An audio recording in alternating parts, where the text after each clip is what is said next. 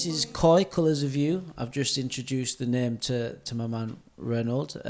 Just want to say, Reynold, thanks for being here. Yeah, it's my pleasure. Really appreciate you coming out and speaking with me, sharing your time, sharing your energy, and your wisdom, which we've already had a taste of at the breakfast table. Okay, at the breakfast table, yeah. Thank you, thank you very much. So Reynold is I would class you as an athlete. On your Instagram, on your socials, you say you're Reynold Fitness Guy. Reynold Fitness Guy, okay. Do you want to know the story behind that? I would love to know the story behind it.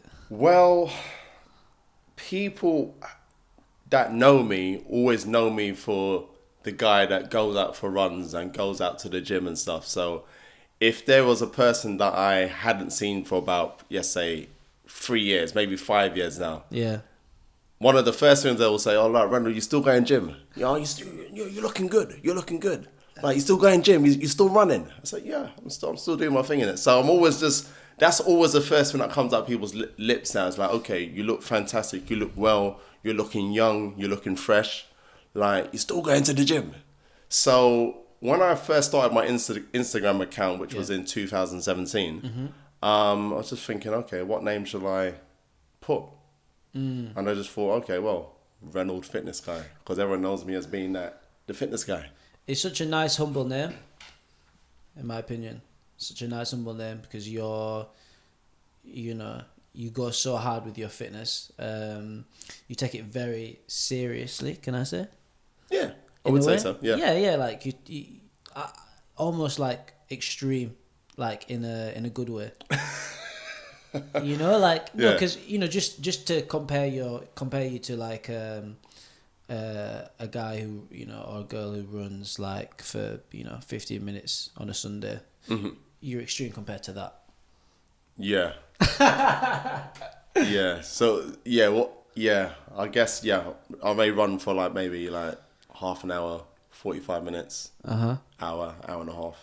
And what does like a week look like in terms of your sort of schedule for working out, etc.?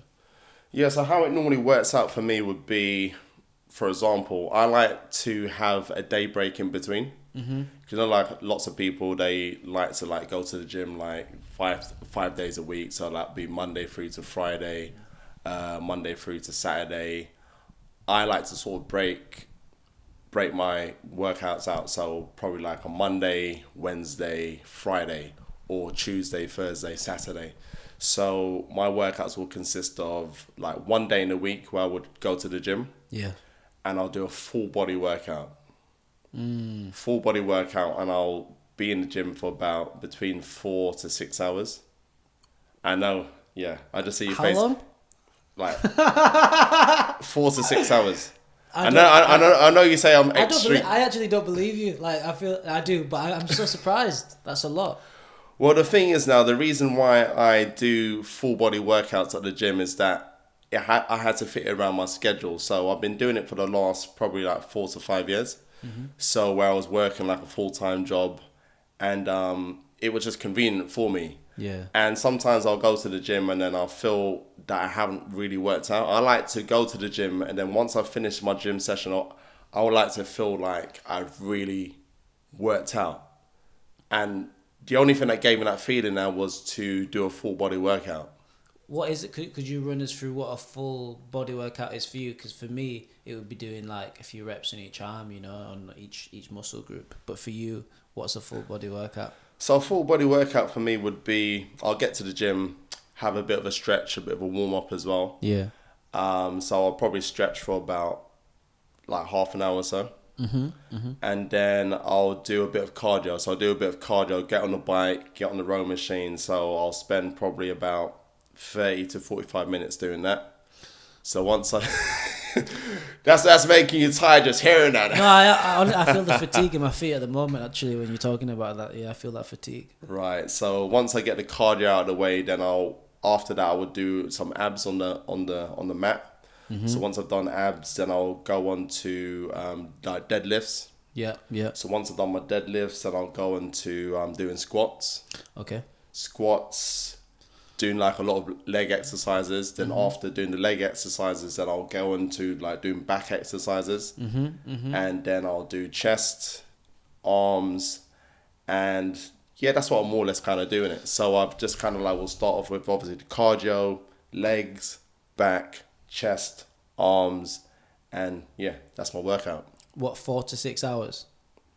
Yeah, 4 to 6 hours. I mean, it's more or less on the 5 hour, 6 hour sort of mark.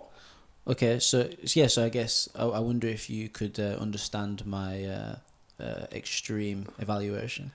Yeah, but the thing is, for me, you got to find what works for you, innit? So I'm not one of those guys that, okay, well, today's chest day, and then tomorrow's feet day, and then the next day is neck day, and like I just gotta just get it all over and done with now, innit? So I'll have a good proper like session where I've worked out to the max, and then obviously in the week I'll do running. So I'll go out running twice a week. All right. Actually 2 to 3 times a week I will go out running. And then also in the week as well, I'll also do calisthenics as well, which is like body weight training. So I'll go down to my local park, kind of where I'll do obviously like the pull-ups, your dips, etc., push-ups. Yeah. So I do that twice a week. So that's really my routine, really. So like, yeah, so maybe 3 times in the gym, maybe 2 to 3 times running. Yeah. So indoor gym once a week, and twice a week calisthenics, and 2 to 3 times a week of running. Okay, and like when you say get it all done, and you're at the, you feel satisfied in your workout, like what is that feeling like? How could you describe that feeling to people? Yeah, that feeling is like I feel just so energized now. I feel pumped. I feel that pump in my arms, the chest, the legs. So I think so once I feel that satisfaction of that pump now, I just feel real. I deserve a rest. Yeah. So I'm a firm believer of working out hard, working hard and resting hard as well. Because like people look at me and they just assume, oh, you must go to the gym, you must live in the gym. I said, no, not necessarily. I work extremely hard, but you get your growth and obviously you get results through obviously resting as well. Because that's the best way for your muscles to repair itself now, is through resting. Wow. Not overexerting yourself. So I mean, I overexert myself when I'm obviously training, but then when it comes to obviously just days off, I'm just like chilled. I'm just probably just doing yoga, stretching, and just don't do anything at all. So train hard, work hard, and rest hard. Yeah. Train hard, rest hard. Is that a song? It should be. Yeah. I'm trying to think. Work hard, play hard. Wiz Khalifa. That's the tune now. That's the tune. Yeah. They do say that the best way for a human to be productive is to sprint, in terms of like working hard. That's the sprint. And then to absolutely rest, which feels like almost the opposite of how a lot of us approach work in general, which is just slow, continuous, endless, with very little rest. Have you had any, would you say that's what you've observed as well with, What, with people in general now? Yeah, like the way we approach it could be like projects, or it could be how we're taught to work in the office, etc., in our day jobs. Do you feel like this sort of sprint and this going all in and then absolutely resting? Do you feel like that is? I don't think people are resting at all, really. I think we're just in a society, like when you just walk around London in general now, everyone just seems to be just in a rush. Yeah. We're all about that. We're in this microwave age now, innit, where everyone wants things done as quick as possible now, innit? Quick as possible, quick. You got to think quickly. You got to constantly be on your toes now, innit? And I think people, people walk fast now. They physically, everyone. Even when you look at people's faces now, on their phones now, you see this intensity in their face now when they're even just texting now. It's like, I mean, I see people obviously texting like... Intense texting. Another thing is I can't text like that at all. I like to just take my time, but then everyone just seems to be just on edge now because that's just the society that we're in now, isn't it? I mean, the thing is that's why fast food is just so successful now, because people just want things right now, innit? Like Burger King says, like, yeah, just have it your way. And having it your way is just like as quick as possible. So yeah, I just think that's just a mindset of people now, as opposed when you go to further north in England, Okay. or when you go to the West Indies, for example, now, Yeah. or places in Africa as well, the pace is a lot slower now because, again, with the weather, when it's more hotter now, people tend to be more chilled and more relaxed. When there's less pressure to be a particular person, yeah, then you don't have that pressure there. Yeah, but you feel the pressure here. I definitely feel the pressure here, which is actually one reason why I moved to London, because I like the pressure, because the pressure was also a sort of catalyst to move and to move forward. You know, it's like Right. it's like an energy. Do you feel like the energy can be used progressively as well, like and helpfully, to like move towards goals, to get things done, to yeah, in that way. No, definitely, because the thing is, like with everything in life now, there's a benefit and a drawback in everything. So the thing is now, if you get too complacent in life, then you find that you're not evolving as a person, you're not growing at all as an individual. As opposed to when you are challenged now, you're forced to get out of your comfort zone. Yeah. Yeah. So there's a blessing in being challenged, and there's a blessing in having hard times come your way. Beautiful. It's quite a well. I know that's a very true statement for me. It's also almost, I almost would say it's quite a romantic view of life. Like no matter if life is, you know, obviously like comes across as super perfect or super dark, there's always like something to begin from it. So it sounds like you feel as though it's more about a balance between the two, of having challenge and having but not overly challenged, so that you're no longer being productive, being happy, being yeah. Being Oh yeah, no, I totally believe, because I mean, life, I believe, is all about balance now, because you can't. It's impossible to live in a one-sided world. What does that one-sided world? What would that one-sided world look like? Happiness with no sadness. Life with no death at all. No, it's, We're just light. We're light without darkness. Sun without rain. You have to have the two together. And the thing is, because as I've been going through my little journey in life now, because like we all go through stresses in life now, innit? And I think a lot of our stress and our anxiety, and sometimes our mental health, is heavily affected by a unrealistic expectation on life, and and how we think things should be. And I suppose a good example can be, I remember last summer in London, we had like the best summer in years. So like it was like summer weather from like May all the way through to September. So I remember it might have been in June sometime, I was like walking through the park, and it was like a really, really like sunny day. And like, you know, we always find ourselves, whenever it's a sunny day, we always say like, oh, what's a gorgeous day today. It's got to be a good day. We get a good feeling when we see the sun and we see the blue skies. We just think, oh, everything's just cozy. Good omen. Yeah, it's glorious. So I remember walking through the park, and I was like, it's one of those days. Walking through the park, you just see families, you see kids playing, you see people playing football, and you say, oh, this is a beautiful day. And I was saying that to myself, and I was like just taking in the sun rays, and then I thought to myself, I actually said to myself, actually every day is a beautiful day. You know, sometimes I meditate and I sort of like ask myself questions now. When I'm in reflective mode, I'm like, Every day is a beautiful day. So as I said that to myself, thinking, okay, every day is a beautiful day. And I began to like look around at the park, and I began to see the beautiful flowers. I saw the green grass, I saw the leaves, and then I sort of said to myself, well, this park wouldn't look as beautiful as it does if it didn't rain.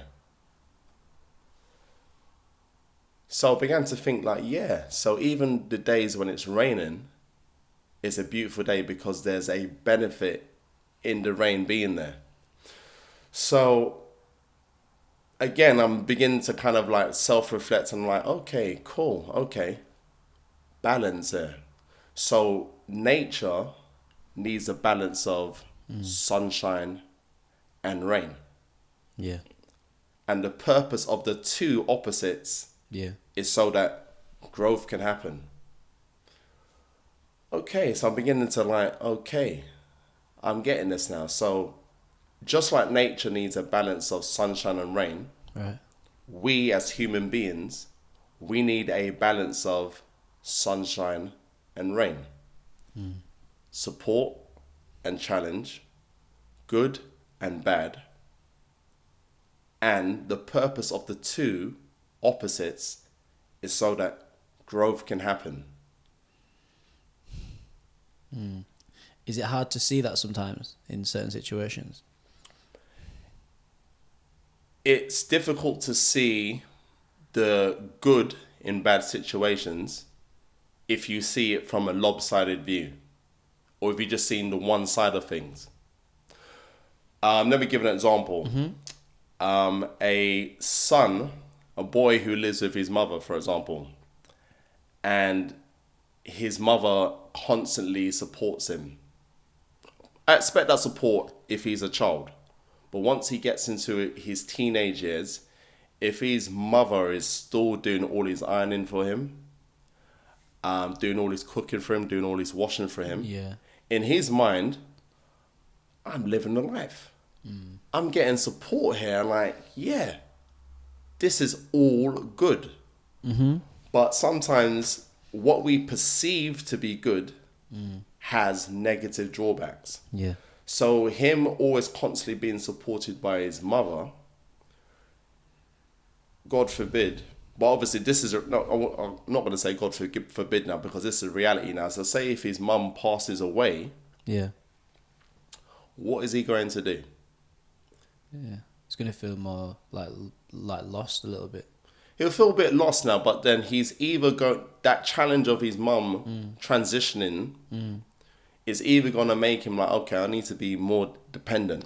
I need to obviously like do my own washing and stuff. Or he can go the opposite way and, date someone who's going to do everything for him. Is that the lopsided view of like a bad situation?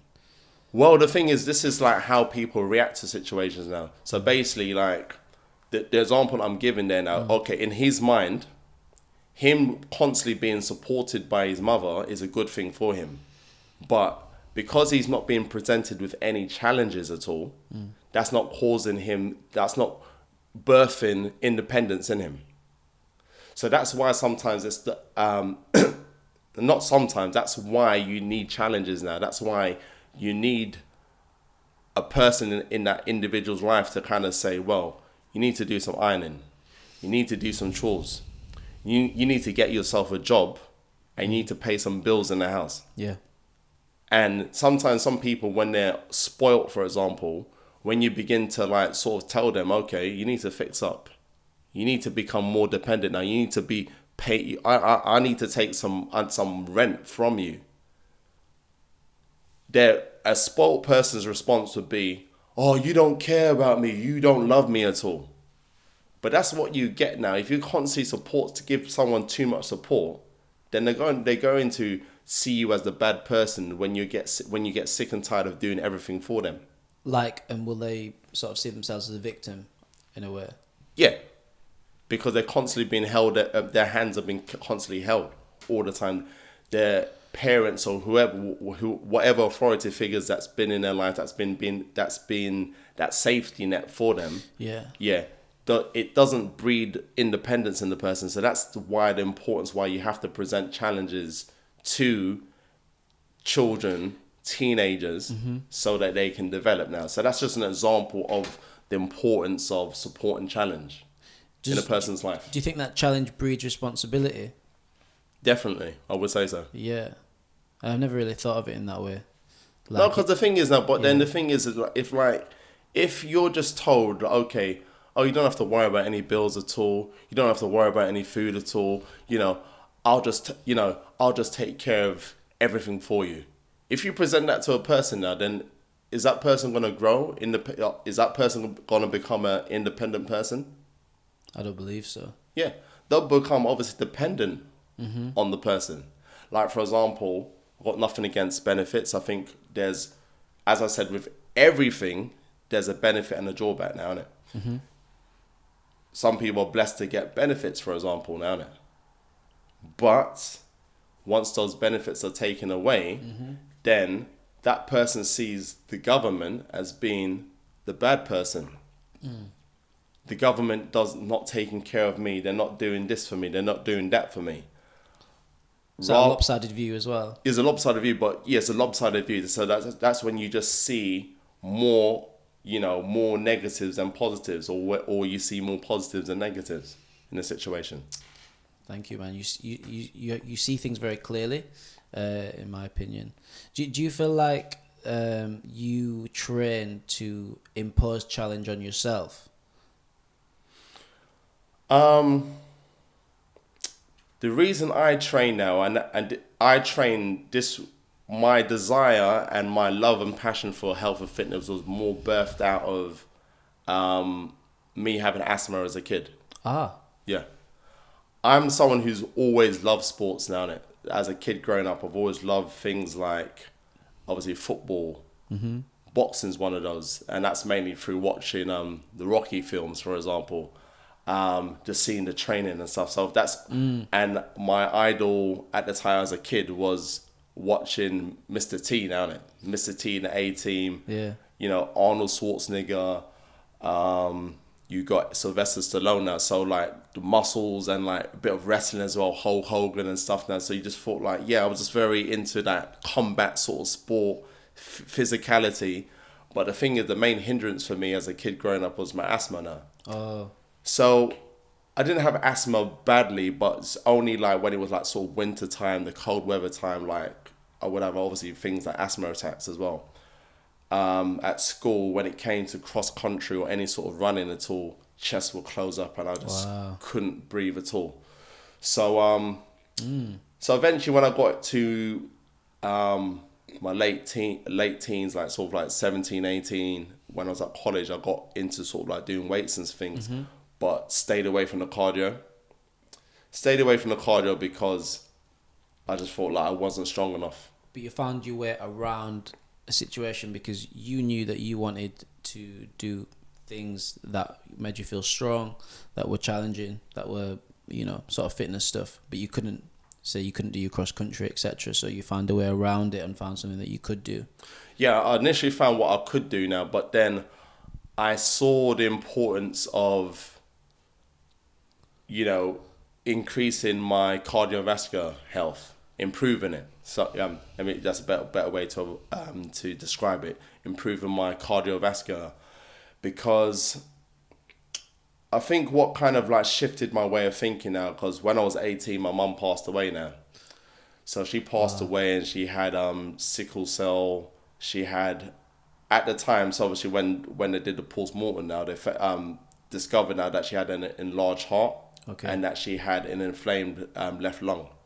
So do you know when you lose someone as close as your mum now, it hits you and you're like, wow, like death is really real.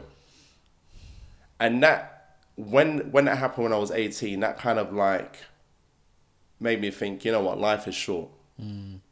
Life is short, and like many people, I'm speaking for myself now, many people obviously abuse their bodies now. Yeah. They neglect their health. They don't have an appreciation for life. So that kind of like made me think, okay, I need to like take care of this vehicle of mine. Yes. Because this vehicle of mine, which is my body, is the only vehicle that I've got in this life. So this is what helped me to kind of delve into kind of obviously the health and fitness. And then what I found out, because me having asthma, Yeah. I've got obviously, at the time I had a low lung capacity. And when you have a low lung capacity, it's more pressure on your heart. Okay. So when you increase your lung capacity, then it's less pressure on your heart. So I had to flip things around, because the thing is, at the time, physically I looked in good shape. Everyone thought like, yeah, I want to have a physique like Reynolds. But 2 friends of mine, they invited me to like go out running with them. Yeah. So we went out running, and then after like 1 minute, my chest started to feel tight. I couldn't breathe at all. So my friends were like running way ahead of me, and I'm like struggling, can't breathe at all. And I felt so embarrassed. I think embarrassed was the word. Yeah, yeah. Because my 2 friends who don't look as physically in shape as I do were leaving me behind. Yeah. And even my friend said to me afterwards now, like, they were talking amongst themselves, and they were saying, oh, what's wrong with Reynolds now? Like, he shouldn't be struggling.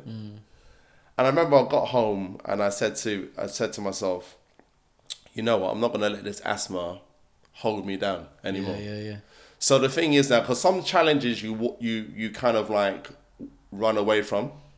And the thing is now, because sometimes, and I'm going to quote Napoleon Hill. Napoleon Hill says Love that that guy. the guy who Think and Grow Rich. Think and Grow Rich. That's the book there.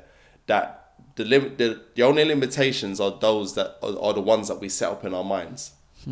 So my thing was that I've got asthma, so okay, I'm gonna lay off cardio because it could be detrimental to my health, or I could fall down dead if I overexert myself.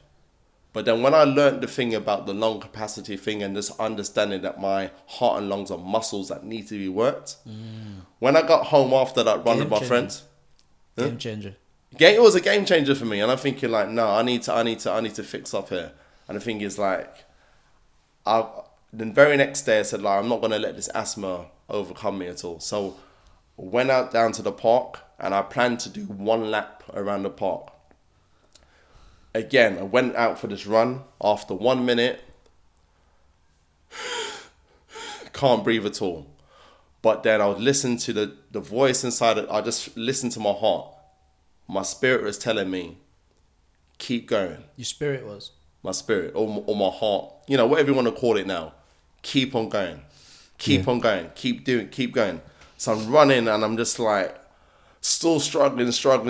But then after about 10 minutes of struggling, Wow. second wind kicked in, and I just felt so alive. So I did one lap, and that probably might have taken me about maybe 20 minutes or so. Yes. But I felt, what an achievement. And I felt to myself, like, I like this feeling of like feeling this air in my lungs, and I love this energy. And since that time, I just never looked back to that. And this is why I'm just been so disciplined when it comes to especially cardiovascular exercises now, just to get your cardio going now, because I just didn't want that feeling of obviously feeling ill. So obviously 1 lap around the park turned into 2 laps, turned into 3 laps, 5 laps, until I got bored of like running around the park and decided just to kind of like go for like city long runs around London. Amazing. Yeah. That's really cool, man. That's really inspiring. Yeah, sorry, what was your question again? I'm sure I answered it now. I can't remember, but I was... went on a bit of a tangent there, but I mean, feel yeah. like it was a great tangent. I feel like... I think you asked me about obviously challenges now, the challenge of fitness. So, yeah, that was it. Yeah, so, do you impose the challenge on yourself so that you grow, basically? So that you've got some resistance to push against? Oh, yeah, no, definitely. Yeah. But that specific challenge now of, losing my mum, understanding how precious life is, and how you should take care of your body, what you put inside of your body as well. Those things kind of contributed towards me challenging myself to be the best version of myself. That's really nice. Yeah, so that really difficult challenge of losing your mum, there was actually a lot of growth that came from that because of the perspective that you chose to employ. Oh yeah, definitely. Because the reality is that we're not going to live forever. You know, and as hard as it was to lose my mum, there was a lot of benefits from it now, innit? So like sometimes you hear about people, people die of cancer, people have diabetes, people have X amount of like illnesses, Yeah. and we hear about these things all the time now. But the thing is now we don't necessarily have to go through what particular people go through. But sometimes when it's someone close to you, like your mum or your dad or your cousin or your grandmother, when you see that they're struggling in a certain area, you can use those experiences to learn from those experiences and just think, okay, well, they went through that now, innit? So what is it that I can actually learn from it? So you like vicariously learn through what other people are going through, but you don't have to go through it yourself, but you can still learn the lesson. Yeah, definitely. Because like, for example, people, I'm not against obviously people's belief systems now, but then there's this notion now that certain illnesses are in certain families. Yeah. Like the belief is like, yeah, diabetes is in your family, and this illness, high blood pressure is in your family, heart disease is in your family. But I actually beg to differ. I don't believe that certain illnesses are in certain families.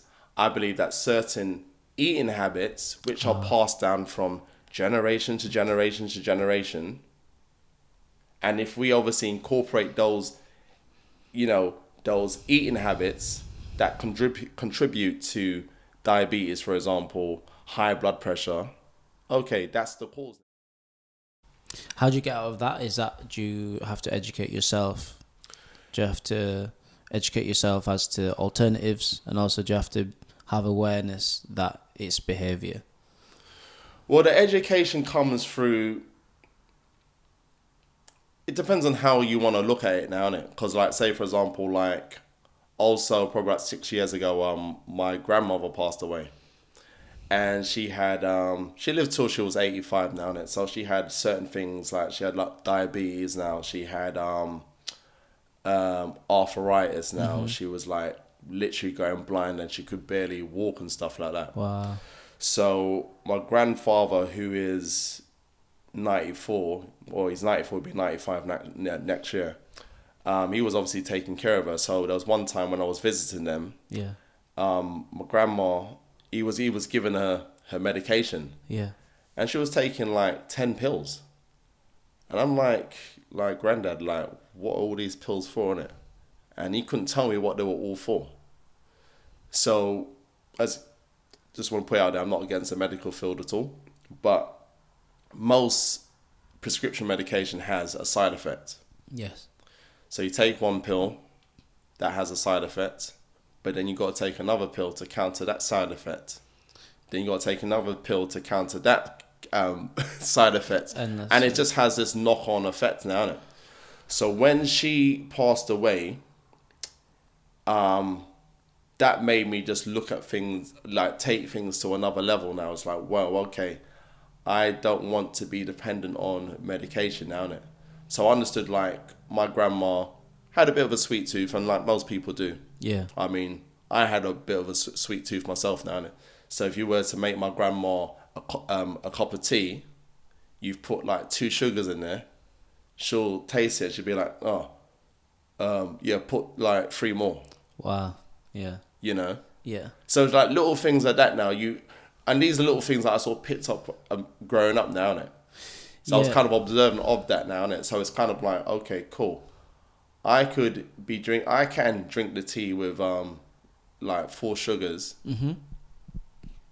like my grandma, or okay, maybe there's something about me having 4 sugars in my tea. Maybe there's something about me having a dessert every single day at lunchtime. could it be that could be contributing to my bad health?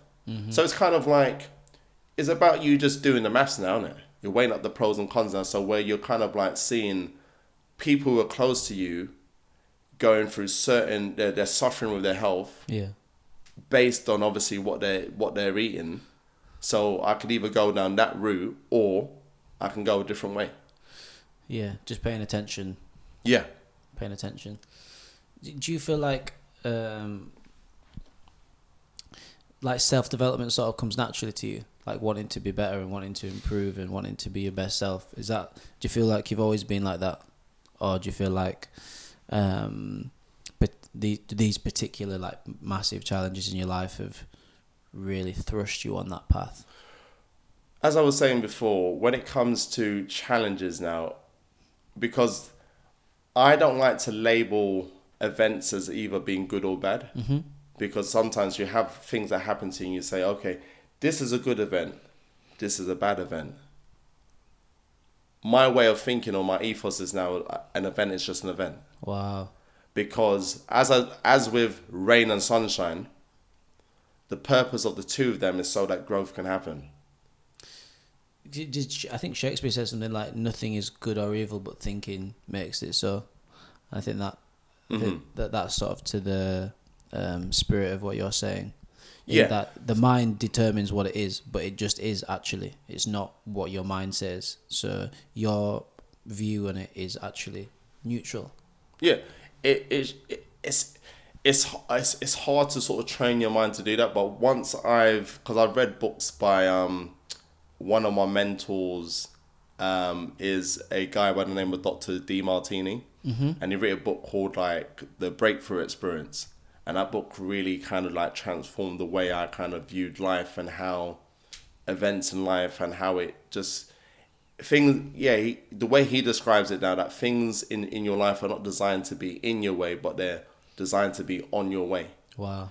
So definitely events in my life has contributed to my love and desire for health and fitness, and also self-development as well. Because as I say now, like for example, if you have things presented on a platter all the time and you're constantly supported, for example, you're not gonna want to push to do anything more in life now. You just be complacent now. So that's where you see challenges and trials and tribulations now contribute to a person's development now. So a person who's grown up in poverty, for example, when they grow up now, they can develop a desire or they can develop a value on saving money. Yeah. They value money more because they know what it feels like to have nothing at all. So sometimes our deepest voids birth out our core values now, or the things that we love the most in life. That makes a lot of sense. Do you feel like some of our disadvantages, so it could be, say you could be from a disadvantaged, or you could be born into poverty, do you feel like that's also, there's an opportunity to reverse it to an advantage? It can, but again, you can't, because some people, because I believe situations can sometimes either make you better or bitter. Whoa, that's lovely. As in, like, I'm going to remember that because it's alliteration. So, thank you. Okay. Yeah, so you're either bitter or better from situations now. So I could have been like, okay, I've got asthma now, for example. This is I'm gonna have asthma for the rest of my life now, innit? So I have to limit myself to what sporting activities I do. Yeah. So I could have just been satisfied with that, or I could have like, because I believe it's not good to obviously compare yourself with other people now, innit? Because sometimes as well, like, that's how sometimes like envy and jealousy can sort of like birth out of people now. When you like look at other people, like, why are all the other kids, they're able to run around and have fun and I can't run around? You know, people are able to run for like an hour and I only can do 5 minutes. It's not fair. Life is not fair at all. And if I just view things from that standpoint now, then I can be very bitter. That sort of bitter standpoint. Bitter and just like, okay, and go into, you know, some people can get depressed now because, for example, they've had a serious knee ligament injury and they can't do this and that, and they can become very bitter now. But then I believe now life, as I was saying now, things are designed to actually enhance you, to grow you. So instead of like sort of saying like, well, woe is me, Yes. it's like ask yourself the question whenever you find yourself in a predicament or in a trial or tribulation, ask yourself, okay, how can I get myself out of it? So that's kind of like training your mind to see your way out of problems now. That triggers off the problem solving part of your brain now. So like, yeah, I've got asthma now, but okay, what is it that I can be doing to actually help my asthma? Wow, so it's asking the right question. Asking the right question, because there's also a saying now that the quality of your questions dictate the quality of the life that you live. Whoa, that's cool. That's really cool. So having asthma now, okay, how can I overcome it? Okay, I'm feeling sad or depressed in a particular job. What is it that I can do about it? Mm-hmm. Instead of like, okay, well, I hate this job, for example, it's the manager's fault or it's the company's fault why I'm feeling sad. But then ask yourself the question, okay, so maybe that company isn't for you at all. Maybe it's a job that you don't actually enjoy. Ask yourself, okay, what is it that I would love to enjoy? As opposed to, why me? Why Woe does is me. Why does this always happen to me? Yeah, and pointing fingers at other people. But really and truly, the reality is now, no one's in control of your life but you. But at the same time, you're not in control of a lot of the situations that happen around you, and not all of them. Yeah, definitely. Because as I say, situations are always going to happen, aren't it? But the thing is now is that you're not in control of obviously what happens around you now, but how you react to them. Actually, no, how you respond to them. Let me correct myself there. Okay. Because when you react to a situation now, it's a lot of the time is out of emotion. But when you stop, pause, and analyze, that's when you are in the right mindset to respond to a situation rather than react to it. How do you get into that state of being where you're responding and not reacting? It's to understand, to get into that mindset of like responding is to not see things from a lopsided view. So everything that I'm talking about in regards to, okay, instead of like, for example, you're a parent now may say, okay, I'm not going to give you pocket money anymore. You need to go and get a job. Yeah. So the initial reaction is going to be like, that's not fair. But then, okay, cool. So when the parent presents that challenge of like, no more pocket money, you need to find yourself a job. So then it's like, okay, straight away it's like, okay, cool. What jobs can I do? What jobs are available? Asking the right questions. Asking the right, it's back to obviously what I've said, asking the right questions. And if we step back further, you've mentioned it's to do with values. What are your values? What are your beliefs? Mm-hmm. What thoughts do you carry around? How do people and should people literally like sit down and like work out what their values and beliefs are? Yeah, so how a person works out what their values are. Yeah, and is it important for them to do that? Or will it just be revealed to them in life? Well, I believe that a person's life, how they live their life, will tell them what their values are. Okay. What they spend the most time doing. Yes. What they spend the most time talking about. Mm-hmm. Gives a hint. So an example would be if a person is working in a bank, for example, or in a bank as a cashier, for example, and they may earn, let's say they earn 25, 30 grand a year.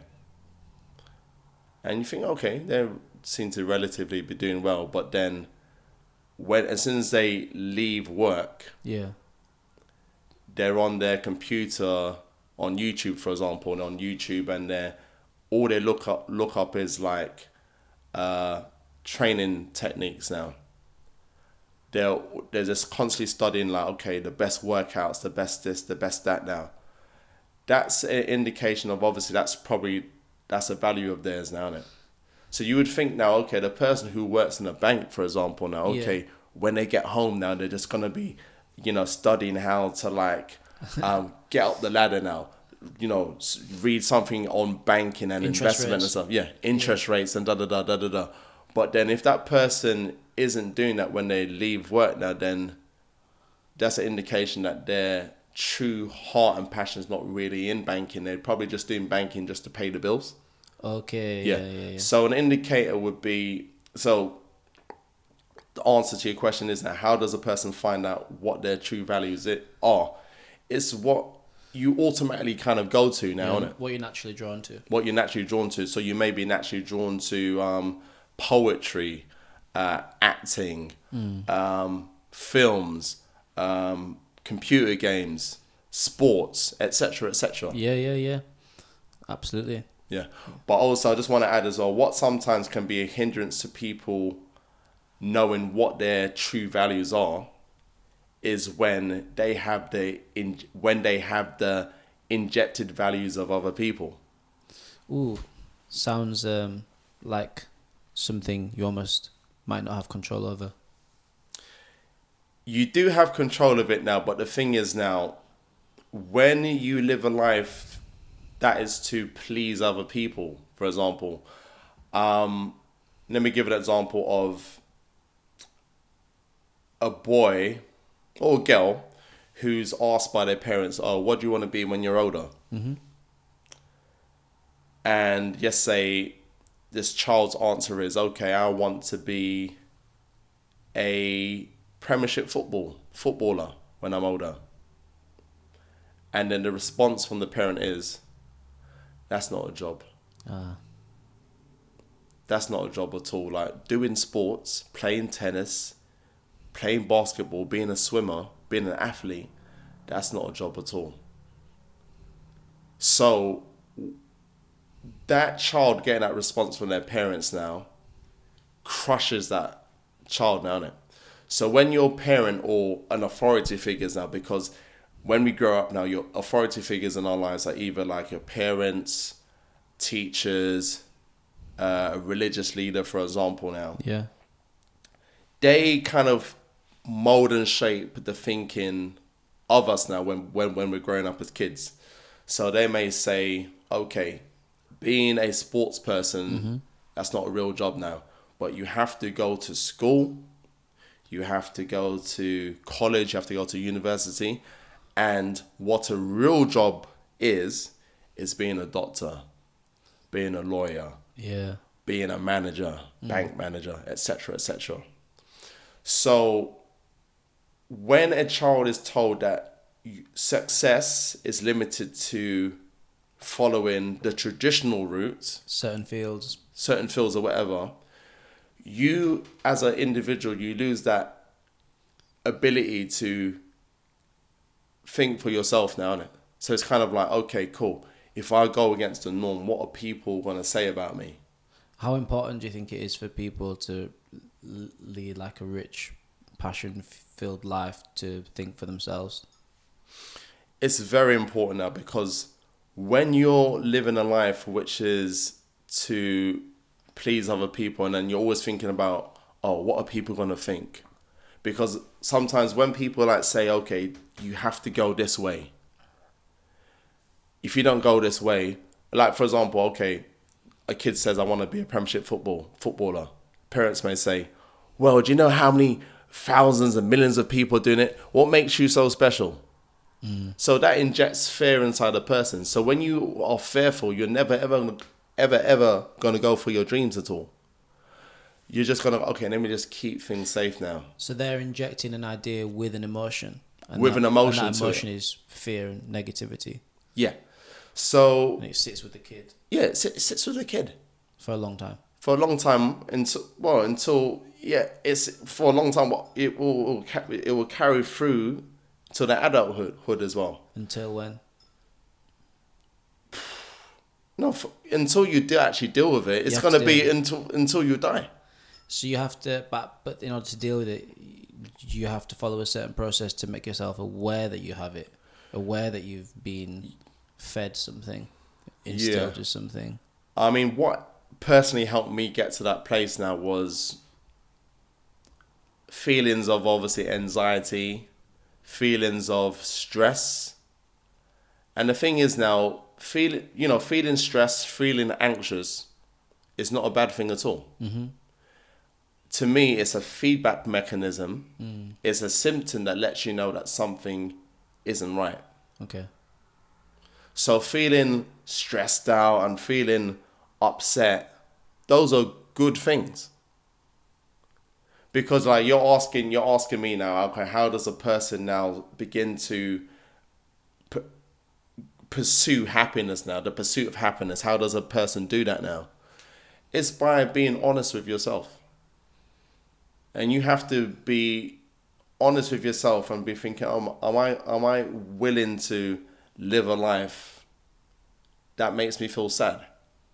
So those symptoms are good, and that's a good feedback mechanism that we have to enable us to, or force us to reflect on our lives. Definitely, like for example, if you're playing football, for example, and you twist your ankle, you feeling that pain is a good thing. That pain, that message goes straight to your brain and lets you know, okay, I need to stop right here. Something is wrong here. So the thing is, like, I can't go any further in this game at all. You need to substitute me. Yes. So you feel the pain so it can get treated, don't it? But many people, when they're in a job, they're studying something that they don't enjoy at all, but they're feeling the pressure, they're feeling anxious, and obviously their mental health is beginning to decrease now. Mm-hmm. But very few people stop, pause, and analyze and think, okay, cool, why am I feeling this way? So It's that process. Stop, pause, analyze. Stop, pause, and analyze. It's like, okay, cool, like. It's just almost like as well, like they teach as well. If you catch on fire, you're meant to stop. You're meant to stop, roll. Mm-hmm. Is it stop, drop, and roll? So it's that process now. But obviously, like when you catch on fire now, obviously, or you're feeling anxious or you're feeling stressed out. Okay, drop what you're doing. Mm-hmm. Drop what you're doing, and then roll back time. So when you think about it now, stop, drop, and roll. So stop doing what you're doing, roll back time, and think, okay, cool, what brought me to this place now? Mm-hmm. What's causing me this fire, this sensation now that's making me feel upset and anxious? And then when you kind of like trace back the roots of obviously what's causing you discomfort, sadness, or whatever, then you think, okay, cool. So now that I see what's causing me unhappiness, then okay, what is it that's going to make me happy in this life? Asking that question again. Asking that question. So again, it's the quality of your questions that dictate the quality of the life that you live. Because I guess when you ask the question, then it points the mind in a different direction. Yeah. Or it has the ability to. Has the ability to. Depending on the question. And then what after that? What about when we know what we want to do? What do we do next? So what we do next after that now is, again, once you know what you want to do in life, it's about filling your time with high priority actions. So actions that's going to get you to where you want to be. Mm-hmm. I can give you an example of a guy that I used to manage now, because when I was a full-time retail manager, I worked with a guy that was very good at delivery at this retail place. He was very good at filling the sandwiches and stuff, but then he was unable to. He didn't have people skills. Basically, he was one of those people that was very heads down when he did his work. Yeah. When he was like filling the shelves, so we're heads down now. But if a customer approached him, where is the bread? Oh, it's over there. So he wasn't really good with his people skills. So as a manager, obviously, like when you see that your staff is not, living up to the standard of work now in their customer service, because again, retail and everything in life is all about customer service now, isn't it? So I just thought I just took it upon myself to kind of work alongside him one day. So we were working alongside each other. I was helping him out with the delivery, and then the customer walked by, and I greeted the customer and I said like, how you doing, sir? Blah blah blah. What's your favorite sandwich? Da, da, da. So we had a little bit of a chat or whatever. It lasted probably about 30 seconds. Yeah. So okay, take care. So I'll see you later on. So this particular person that I was managing, he kind of looked at me and he was like, "Oh, I couldn't do what you just did there." Yeah. I said, "I'm like, what did I just do there?" I just said hi to the guy, but he said like, "No, but it's the way you were just so comfortable just talking to this guy. Like, Yeah. I couldn't do that." So I decided. So I asked him, "Okay, yeah, let me just find out a little bit about you now. What are your passions now, and what made you obviously get into obviously retail? Like, do you have any other interests at all?" So he told me like probably like 2 years prior to that he was studying to be a scuba diver instructor. Wow. So he was out in Spain doing that, and he was just about to kind of do his exam to be fully qualified, and then he got this serious back injury. Wow. So he had to come back to England, and he had to obviously get better, rehabilitate, and then he never got back to it. He worked in one retail place for a bit, and then he ended up being in the place of work where I was. So he never got back to his dreams at all. So he was quite bitter as well Okay. Yeah. about the whole experience. So I said to him, so are you looking to get back into scuba diving? So he said like, yeah, I'm looking to do that. I said, cool, that's excellent. But I said, I know you don't like it here, and I know you don't want your life to end up being in retail. But I said, okay, but do you see how what you're currently doing is helping you get to where you want to be in life? Yeah. So he said like, no, well, not really. I said, okay. So imagine that you're fully qualified Yeah. as a scuba dive instructor. So you need to be able to talk to people. Mm-hmm. You need to be able to have people skills. You need to have customer service. So imagine you're on a beach now in Spain promoting your scuba diving business. Yeah. So you need to, when you're on the beach now with your, whatever, your business cards or your flyers now, you need to like approach people. Be like, okay, my name is Billy and I'm the new scuba diver instructor now. I've got lessons that start 9 a.m. to like 2 p.m. Okay, take a flyer now. Yeah. Da da da da. Yeah. You have to be able to approach people now, innit?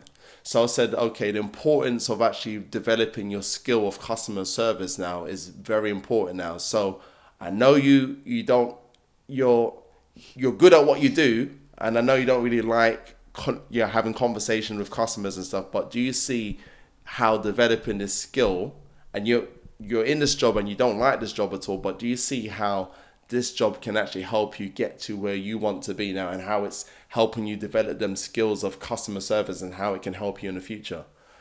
And he looked at me stunned, and he was like, you know what? I never thought of it in that way.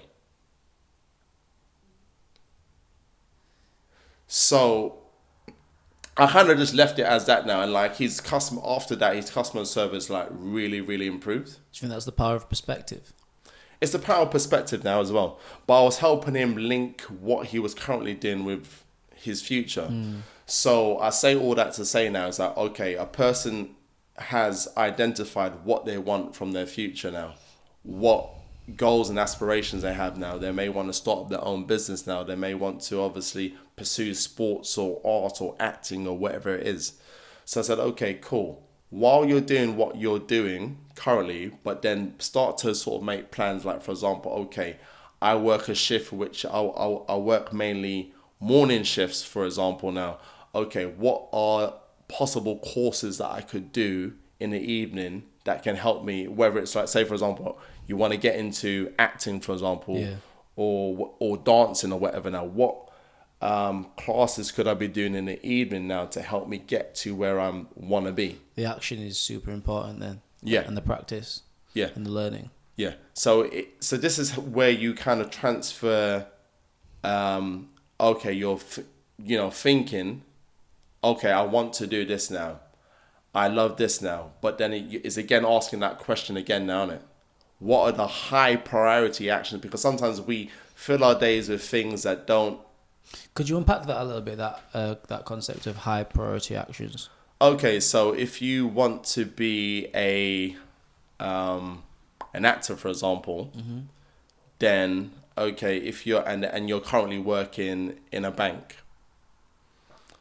Okay, so if you're sort of day in day out in a bank, and that's all you're doing, how is that? Okay, of course you need to work to pay your bills now, innit? But then when you leave work at 5 or whatever time you leave work now, then you're going home, and you're watching EastEnders or some soap or whatever. How is you watching EastEnders helping you become an actor? Do you think not doing the things that high priority actions? Do you think not doing that naturally breeds bitterness in people? But the thing is, what people need to understand is that no one has control over your life other than you. You are the master of your own destiny. So again, if you really want something badly, and if you're pursuing something that you really love, you're gonna find a way. Where there's a will, there's a way. The very fact that people give up on things indicates that thing wasn't truly your desire at all, wasn't really a passion of yours. So desire. So does it start a desire in a way? It starts at wait. It starts with a desire, most definitely. Because again, people sometimes say, okay, they say that health and fitness is important to them, but then they never find any time to exercise at all. Yeah. But the thing is like, when something's really important to you and you really love something, you do it automatically with no one reminding you to do it. When something isn't that important to you, you sometimes you will procrastinate. Put it off. I'll wait till tomorrow. I'll wait till next week. Da da da da da da. But then when something's really important, okay, cool. I want to get into acting though. But okay, yes, I know I work 9 till 5 now. But okay, cool. Let me look for courses. Okay, 7 p.m. This course starts at that time, and it's going to cost X amount of money. Okay, I haven't got the money right now, but okay, cool. What I'm going to do for the next 3 months, I'm going to put X amount of money aside now. So when someone's passionate about something and they really want to go for something, then they're not going to just see obstacles in their way. They're just going to constantly be, okay, cool. They'll see an obstacle, but they think, okay, cool, but how can I get around that obstacle? Don't have the money right now. Okay, cool. But if I just work, They'll find a way. Yeah, they'll find a way, basically. What do you think people should do if they've got too many desires, in a way? So they're almost like they don't feel like they're getting anywhere because they're going 1 meter in each direction, or whatever the phrase is. Do you feel like people need to choose in order to progress like thoroughly in one direction? Yeah, definitely. I mean, you have to. It depends on what is more important. Yeah. Because the thing is now, it's like when you start so many things at once now, then you just kind of gonna be creating chaos in your life, and you just because it's like when someone says, okay, next week I'm gonna start decorating my house. Yeah. I'm gonna start decorating this room. Yeah. And then, I'm gonna decorate this room, but then as well, I need to get wallpaper as well, and I need to get this, and I need to, okay. Even you talking about it stressing me out, actually. Yeah, I don't know. It's like, okay, you wanna decorate, but then at the same time you want to decorate, but then not, at the same time you want to go to a concert as well that same week. And then also you want to meet some friends at the same time. And when you just put so many things in your week and in your days, for example, you don't achieve anything at all. So I believe in actually having bite-sized goals. Because sometimes the problem is now, because again, life is a process now, isn't it? Because like everyone would want like £1 million like tomorrow. Yeah, please. Yeah, yes, please, yeah. Yeah. You want things just so quickly now, but the thing is, that's not how life works. Oh, that's interesting. No, that's so. Yeah, so life is a process. Life is not instant. Not instant, yeah. It's things that happen, things that you want. It's not instant. It's a process. You have to make that decision. Okay, what goal is most important? Because sometimes certain goals lead to the other goals now, innit? And they intertwine and they link together now, innit? So you got to find, okay, what's the most important goal right now, and then begin to obviously break it down into like bite size now. Yeah, yeah. How did you apply this idea and this philosophy, which I would call it, to your own life? Because you're Reynald, the athlete, the fitness guy, but you work as well. How do you sort of combine them? Okay, so how I combine them, because the thing is, I've always had a passion for health and fitness. That's one of the things I'm passionate about. I'm also passionate about inspiring and empowering people.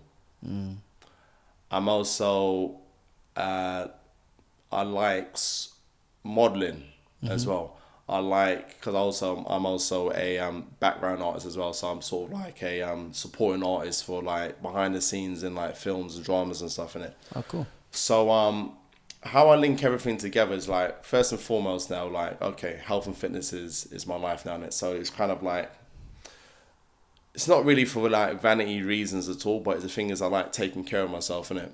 So I sort of see myself as being like a billboard, so to speak.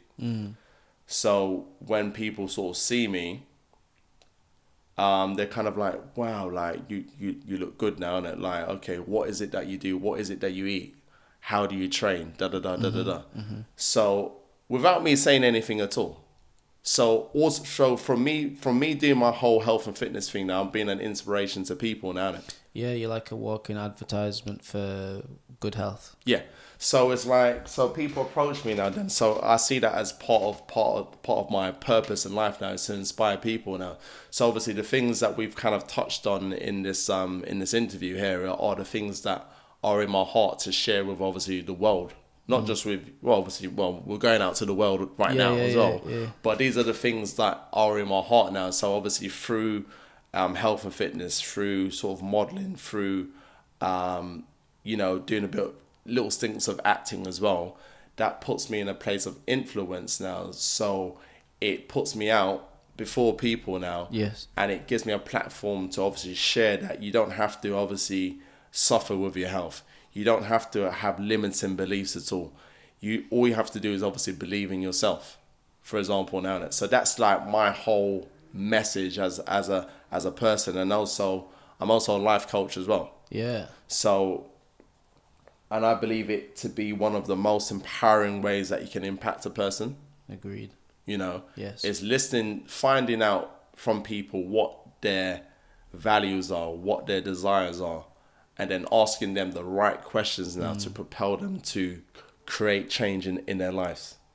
And all those things that you do, it really stuck with me that you mentioned your heart and you sort of gestured to here, and I almost felt it, like when you did that. Is that a real feeling then? Is that a real, like, it felt like a real sort of visceral experience when you're like when you're doing all those things? Is it coming from your heart? Do you feel it like as a physical sensation when you're doing those things? I mean, the thing is, I feel alive when I'm doing the things that I'm passionate about. I mean, there's obviously that saying now is to do what you love and love what you do. Because the thing is, when you're doing something that you're inspired by and things that you really love now, you feel this energy. Yeah. As opposed to, like, for example, majority of people hate Monday mornings. Oh, the Monday blues, and like, and when that person's alarm goes off at 5 a.m., 6 a.m. in the morning now, people, they hear that alarm on Monday and they're like, okay, hitting that snooze button, hitting the snooze button about 5 times down there. I know sometimes I look at my alarm and I'm just so angry that the alarm, I feel like the alarm has attacked me, you know. You know, so I understand that feeling for sure. Yeah. But why is that? Yeah, it's just well, I guess in that moment. So, for example, even if I'm doing something that I'm gonna love that day, I guess that's not in my mind. I guess. Right. Yeah. So if you're waking up to do something that doesn't inspire you or something that you don't love doing now, so what does your energy feel like? What does your energy feel like? If I'm not doing something that I really want to do, it's like, on those days it is low. It's like, but I get over that by working out straight away, and then I'm good, and then I do my meditation. So you got a little kind of coping mechanism to sort of deal with that. Oh, totally, yeah, absolutely. But as opposed to obviously, if you're waking up to do something that, because most people now they seem to obviously live for the weekend or to go on a holiday. So for example, now if you're waking up and then you have to and you're heading to the Caribbean, for example, now where there's going to be sunshine or whatever, you're waking up with some different energy now, innit? Like, hey, I'm going on holiday. Yeah. You may have spent the whole night packing now, and you may have had 1 hour sleep now, but the very fact that you know that you're going to a sunny location, your energy rises now. Yeah. So this is why I keep talking about, obviously, when you're kind of like setting yourself the right goals that are going to get you to the place that you want to be in life now, when you're filling your day with high priority actions, when you're living the life that you want to live now, your energy is different. So when you say that you kind of, when I did that now, you kind of felt that energy, you felt that was kind of part of me, it's because I've kind of like found my calling in life now, innit? And the thing is now, there's a saying in the book of Proverbs that says that where there's no vision, the people perish. So in other words now, when a person when they're not following the desires of their heart, and they're not following their passions and the things that makes them happy in life now, when you don't have any direction in life now, like you tend to live a self-destructive kind of like life. Not saying that there's anything wrong with, for example, watching episodes and watching films and going to the pub, partying. I'm not necessarily saying that any of those things are wrong, but what a lot of people tend to do, they are medicating their pain. It's like short-term pleasure to cover up like emptiness in a way. Yeah, cover up what's actually going on in their life. So they're medicating their pain. So for example, like you've got a toothache, for example, and you're petrified and scared of going to the dentist. So you think, okay, how do I deal with it? Okay, let me take a painkiller. But it's still there. Oh, you take the painkiller and like, okay, the pain's not there. I don't need to go to the dentist anymore. But the problem's still there. Problem's still there. So it's kind of obviously dealing with the root cause of obviously what's causing you dissatisfaction, what's causing you stress, what's causing you to have a breakdown mentally. And it's as simple as, okay, let me give myself permission to be me. I'm not satisfied with this job. I'm not satisfied with being in this relationship. I'm not satisfied with this now. And it's actually you valuing your putting value on yourself. Yeah. Because I did a interview probably about 3 or 4 months ago.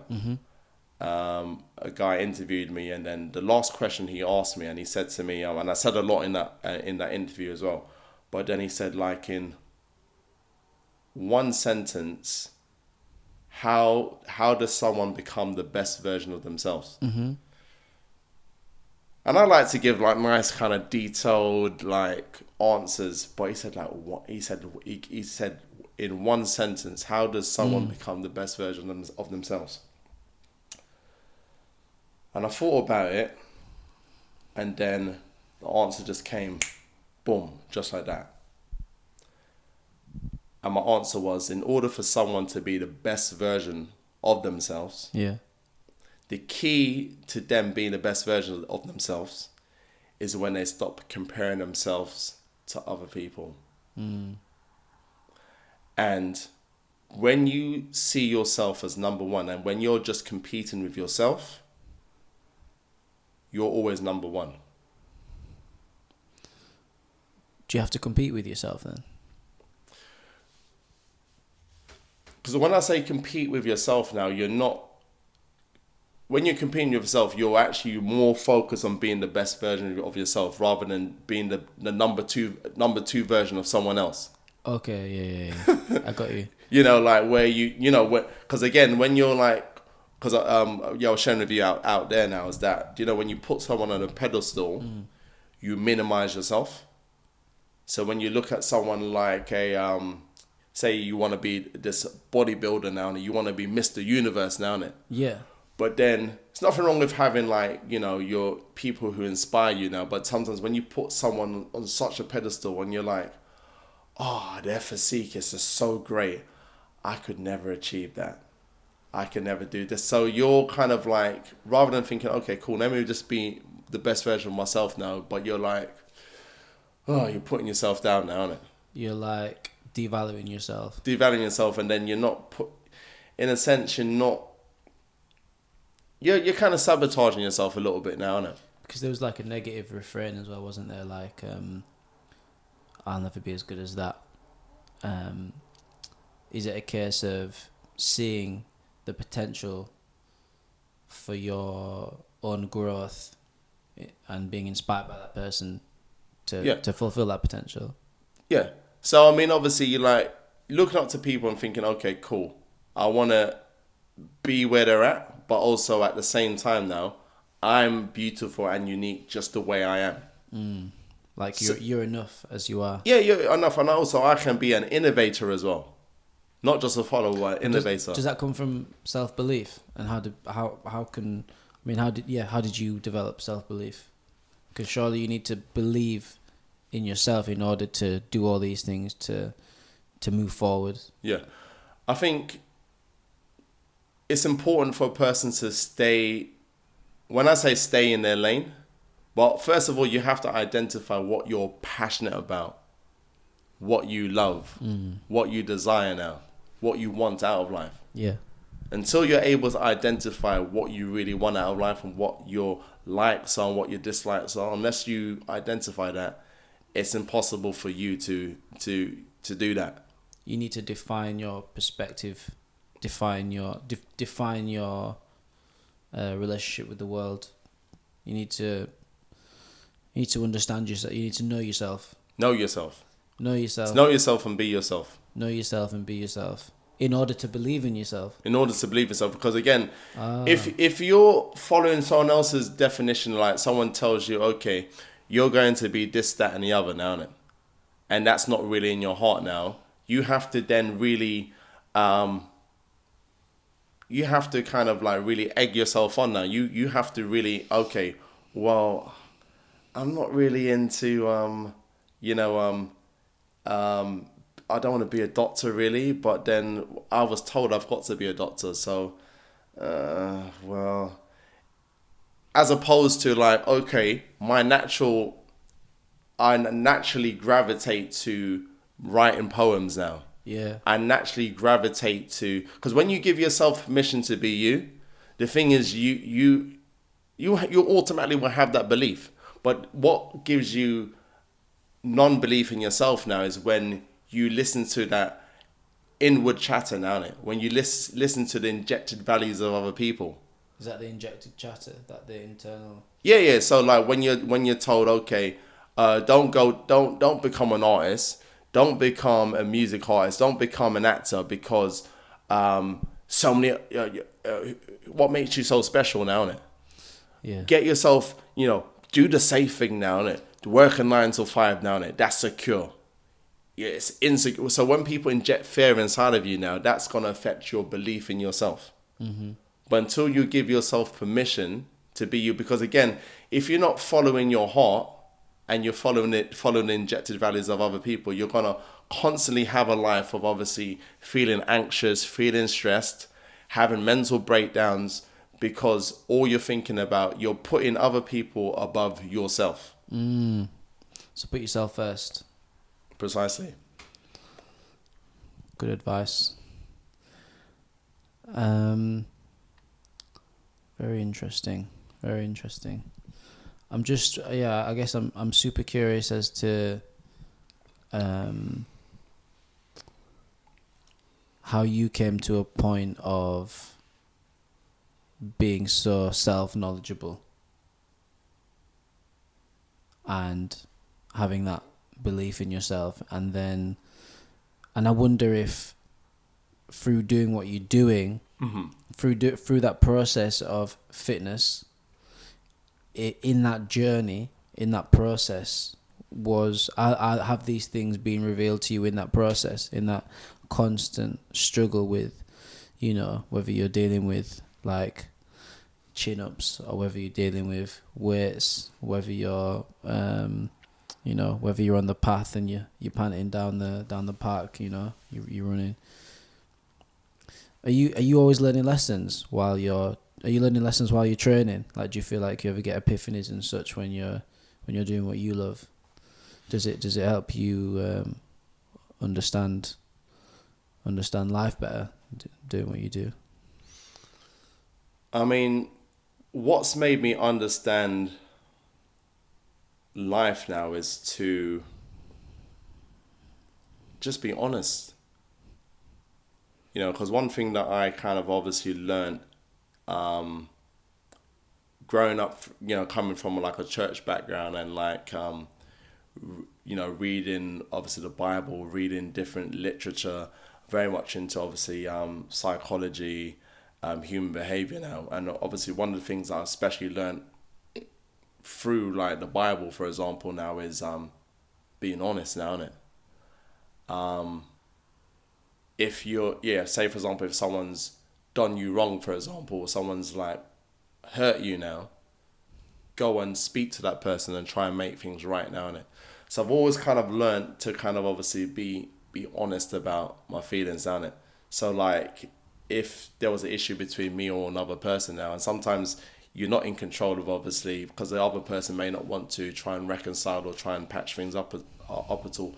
I've always learned to kind of like self-analyze now, innit?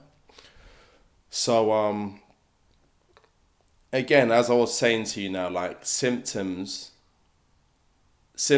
of feeling anxious, symptoms of feeling sad, depressed, they're good things because they let you know that something isn't right at all. So once I identified, okay, what's wrong or what's going on in my life now that's making me feel unhappy, okay, it's asking myself the question, okay, what's gonna help me get out of this unhappiness now? And that's come through sometimes me taking myself out of certain environments now. Yeah. So if I have aspirations to do certain things, like if I've got an aspiration to be an actor, for example, and then I'm constantly hanging around people who don't want to do anything with their lives at all, they just want to sit at home and get support from people now, that's not going to enhance me at all. So when I've recognized I'm in certain companies of where people are not don't have any aspirations for anything else at all, I've had to change my my situation. The environment, yeah. Sometimes it may have been, sometimes you're in a relationship or in a friendship, for example, where you think, okay, cool, these people, this individual's gonna be in my life forever, and then they reject you. That causes you to kind of like evaluate, thinking like, I thought like friendships and I thought this was like going to be forever. Certain family members who are, always going to be there, innit? But then sometimes when you are in your most vulnerable and lonely place now, that's when you sometimes find yourself. So I was in a situation where, wouldn't say I was abandoned now, but then like, it was a blessing that, because like sometimes people have periods in their life where they have a lot of people around them, and then they have periods where they're all alone. Yeah. But then it's coming to that realization now that, as Kanye said now, they say that people in your life for seasons, and everything happens for a reason now. And sometimes sometimes you can be so addicted to having lots of people around you. But I think when I was in a phase of my life where I felt most alone, I realized now, and even through like meditation as well, I realized now the reason why there needed to be silence in my life, or why I had to be on my own for a certain season, was so that I can find me. You know? Yeah. So certain circumstances, like, different stuff is happening in my life now. But the thing is like, what's really helped me get to that place now was kind of like being alone and like investing time in me, rather than investing so much of my time in other people now, innit? Because I've always been a person that's been there for people, helping people, whatever. But one thing that Jesus said now in the Bible, he said that you must love your neighbor as you love yourself. Yeah. But people emphasize, and even in the religious world as well, people emphasize and obviously helping people and doing things for other people. It's a balance, no? It's a balance, but the emphasis now, because people focus on, okay, love your neighbor. But the Messiah said, love your neighbor as you love yourself. So it's hard to even love the neighbor if you don't love yourself first. Yeah. So you have to then obviously put yourself first. You have to empower yourself and impact your life so you can really make a full impact on other people's lives. Agreed. That's been my experience. I can definitely help people much more now that I know myself. I'm strong. I can organize myself. The tools that I've learned, I'm passing on to others now, and it feels amazing. It's the best feeling that I've experienced, right. Other than like writing music. It's the best feeling that I've experienced. It's where pain can just disappear, in that service. Super cool. I'd be really interested to know as well, like just like silly stuff as well, like what exercises do you love, what exercises do you hate, or do you just love it all? As I said, obviously I've always, because I grew up watching obviously the Rocky films and stuff in it, so idols growing up was like obviously Mr. T, Sylvester Stallone, Arnold Schwarzenegger, the guns, muscles and stuff in it. So the thing is that it was very easy to obviously kind of transition into the weights things down it. Yeah. So there's not much that I hate. The reason I hated certain things are because I felt it was difficult. Yeah. But what helps me overcome difficult things is when I understand the benefits of doing a particular thing. The knowledge behind the outcome. Yeah. Because I had on Instagram, someone messaged me and they said that they have to always constantly train in a group, because they said like, okay, if I don't train in a group now, I'm not going to have the motivation now to train, because I can't train by myself. So I said, yeah, you can train by yourself. That's no problem at all. Yeah, but I said, well, as long as you keep seeing more disadvantages than advantages, you won't ever make a change. So what I suggested to her, and that's what one of the things that Dr. DeMartini sort of suggests now, that if you don't have enough reasons why you were doing something, you won't ever make a change. So you have to find the reasons behind why to do something first. Yeah. So if something proves to be difficult, for example, now, weigh up the pros and the cons down it. Instead of just having one good reason, write down 20 to 100 reasons why you're doing something. But have enough reasons to make you think, okay, there's some importance into what I'm doing. Because the reason why sometimes we find things are always going to be hard, because let me not paint the picture of obviously things are easy. That's not the reality in life. That's not life. That's not life. That's not the reality. Is things are hard. Things are difficult now. So even again, like when I obviously kind of like got into kind of like sort of like modeling, sort of like background artist work and stuff like that. Yeah, there was plenty of no's. You know, applying for agencies and stuff. No, no, no, no, no. But I learned to be grateful for the no's now, because the thing is now, if you're not putting yourself in a position where people are either saying yes or no to you,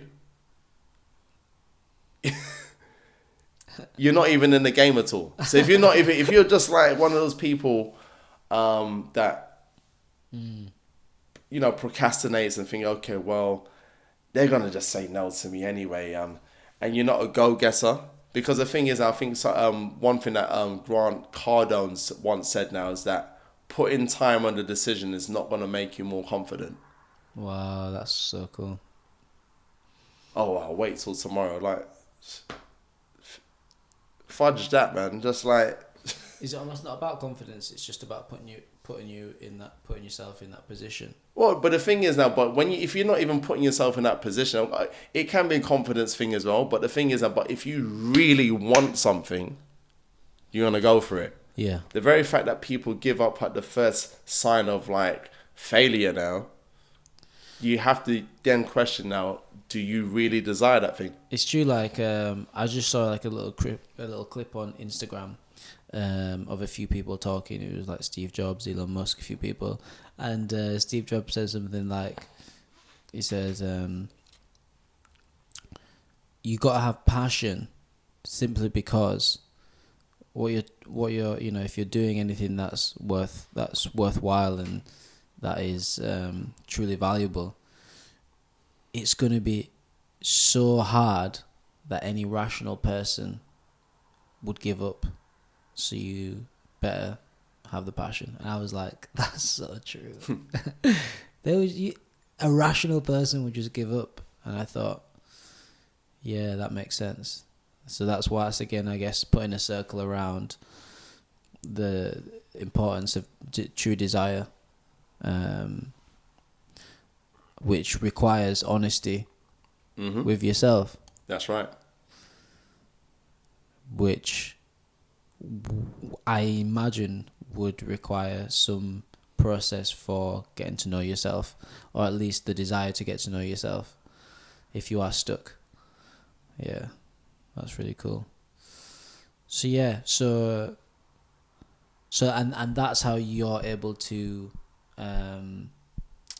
get over anything that is difficult. As you said, everything is difficult, but finding the reasons behind the pros, the advantages. Yeah. If you're not looking for the advantages, you won't find them. Oh, you won't find them at all. All you're going to be looking at, the impossibilities. Well, I can never do it. Can't do it. I just can't do it. I just can't do it. Mm-hmm. So you mentioned a few like mentors and people that have inspired you, that you find inspiring. Like who are they and how have they influenced you in your work and your so obviously passion? One of them, I think the main one for me was Dr. John D. I've read obviously a few of his books, and I've even been to like one of his courses now, the Breakthrough Experience. Yeah. And that just really just kind of transformed my outlook on just life now. What like all of it? I'm like, did it all transform? Like the books, was it especially transformative when you went to the?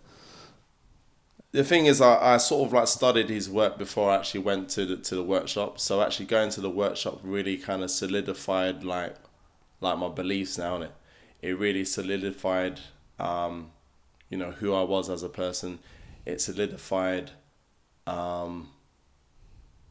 emotional stuff that I was dealing with from my past. Mm-hmm. It kind of helped me put things into perspective now, innit? Because again, when you go through things in life now, you just think, okay, why did I have to go through it? But then when you've kind of learned the art of actually analysing what the benefit was now, or how you gained through that experience, whether it was a perceived negative or perceived positive, now you realise, okay, that was a real blessing. So is looking at the past important as well, and having a certain making certain sense of it. Definitely, because again, what kind of dictates what dictates and sort of runs a lot of our life now is obviously things from the past. How? Um, let's say, for example, you're someone who has put your faith and trust in, let's say, your parents, your mother or your father, Yeah. and then they let you down. That can somehow cause you to have like maybe Maybe even emotional, like. yeah, emotional, but also trust issues now with people now. So when you have a succession that your parents let you down, or your first girlfriend or boyfriend or whatever, they let you down now, it causes you to keep your guard up a bit now, But in life, the reality is now people are going to let you down. But then sometimes that can hinder you going for your dreams now. So say, for example, now, if you need to, because the problem is sometimes when people are pursuing their dreams or pursuing a business, for example, now they try and do everything themselves now, innit? Okay. But then when you look at the most successful people now, like obviously like your Steve Jobs and your Warren Buffett, etc., now, the most successful people now, they have a power team, they have a team, behind them now. A mastermind. Yeah. So if you don't overcome your past hurt of trusting people, that's going to affect your future now. So again, it's the past running your life now, isn't it? Dictating your decisions now, isn't it? Yeah. You see? Yeah, but most people living their life, they're just so oblivious to how their past informs their present. But the problem is now, because if you're always constantly medicating your pain through entertainment, medicating your pain through drink, drugs, to numb your pain now, because some people don't even realize that they're actually doing it. But when you're having to, medicating your pain through those things, or you're eating the wrong diet or whatever, all of these things affect the way you think now, innit? Affect your decision making now. So a lot of your decision making now becomes very emotional. So when your decision making's emotional, then you're unable to stop, pause, and analyze. You're unable to stop, drop, and roll when the going gets tough, because you've never built up the skill of actually dealing with things. Because we live in a society where it's everything's on the go, on the move. It's microwave. Sometimes you need to slow cook things down. Yeah, you need to slow things down. Get it in the oven, Sometimes just overnight, maybe just relax, Precisely. Cook it slow, cook it thoroughly. Mm-hmm. So correct. So yeah, you mentioned meditation a few times. Do you meditate at all? Do you do meditation? Yeah. So I meditate. In the mornings. Sometimes I think it started off with just being a morning thing and a night thing, but then I've kind of developed a skill like during the day to kind of obviously mini sort of like meditate now. So in the mornings, don't say I don't do this perfectly every single day. Yeah. Because I am a human being at the end of the day. You're not Superman. Yeah, but what I like to do, obviously, when I wake up in the morning now is like, I think it's so important to be present, because often we're either thinking about the past or the future. Oh, got to go to work. Oh, I forgot to do that yesterday. It's always, the past, future, but never being present.